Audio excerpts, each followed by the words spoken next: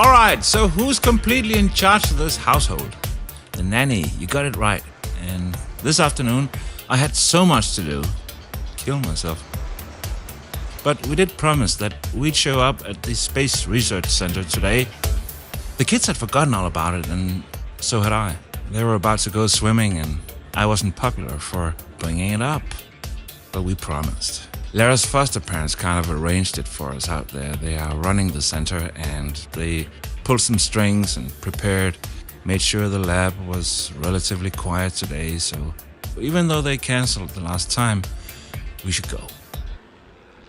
Top security area. I had to preach a little manners and respect, and I once again didn't get popular doing that either. We get in there, and Lara knows the place pretty well, and they tell us how they had to cancel our last visit because the lab was busy. And it turns out they found something in the mountains.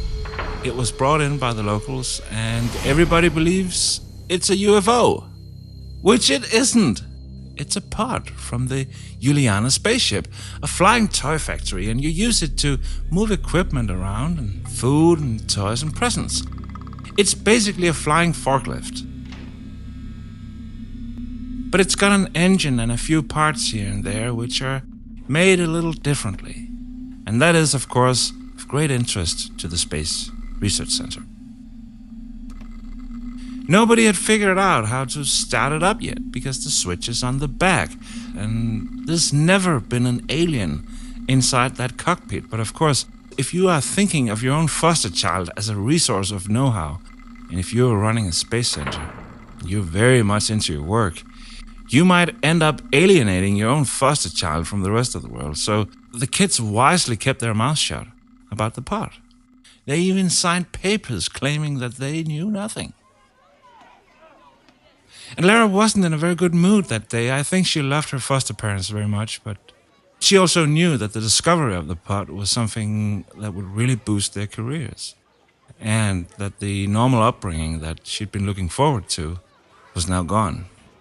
If she was going to be living so close to them, so close to this thing, she'd be obligated to help them out in one way or another. So I called Raven, and she called Craig, who was at the Kilimanjaro airport, painting the band plane, the Boeing 747, where we've got the transmitter. And she went to have a word with the wise old man with the long beard about the Juliana, which was now floating somewhere in space, gathering raw materials for Christmas presents. She then tried to ask him what we should do with Lara's foster parents and the discovery of the pod. And apparently in the middle of the conversation, they lost contact. Raven was left with half an answer and the complete authority to improvise, as always, because she's his foster child. And in a situation like this, there's nothing else she can do. So she goes to the Space Research Center and shows them everything. She tells them how to start it up. She shows them the parts that are unusual. She once designed this thing, so she knows what's what. And then she made sure that Lara had a free choice between either staying with her current foster family or staying with Raven and Troy, which is basically High Rising Records, Douglas Walker, Ms. Box, and the house in Scandinavia. So Lara, who was so kind to facilitate everything here at the Mango Lagoon and took responsibility many times when her two friends didn't always know what to do, actually ended up facing the hardest choice. She could relive the challenges of her past through her foster parents' work, or by staying near Raven and Troy and paid for caretakers like me who are still supporting, through the music, the gathering of people from the past and Juliana crew members of the future. If she wants to break completely free of all this, she has to get rid of not only her foster parents, but also me and Raven and Troy. Which is why these kids are probably going home soon. And when the kids leave, I'll be out of a job. I'll have nothing, for a while at least. So I don't really know where to go from here. I mean, first of all, we were doing this for the kids, so that they could get on with life and escape an exile that they didn't choose. What about our own exile? Do you get a boyfriend and Every time you lay down beside him and look at the stars, you're supposed to say, "Oh yeah, what a big question. It's really so mysterious what's out there." And what if you meet someone trying to make their way in the music industry and they're really trying hard and you end up opening a few doors for them because you know Raven and Troy and producers like Douglas Walker?